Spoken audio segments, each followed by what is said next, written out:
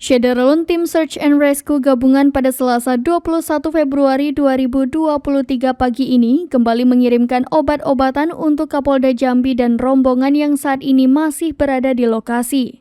Proses pengiriman logistik tersebut dilakukan menggunakan helikopter.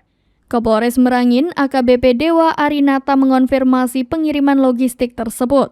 Untuk proses evakuasi, Wakapolda Jambi Brigjen Pol Yudawan Roswinarso mengatakan rombongan Kapolda Jambi akan dievakuasi menggunakan 4 helikopter dari ketinggian 4.000 kaki. Pihaknya juga mengatakan kemampuan helikopter berbeda-beda. Karena itu petugas evakuasi yang berada di lokasi sudah diinstruksikan untuk membersihkan pohon-pohon di sekitar agar bisa dilakukan evakuasi. Sebelumnya diinformasikan, Kapolda Jambi Irjen Rusdi Hartono mengalami cedera patah tangan.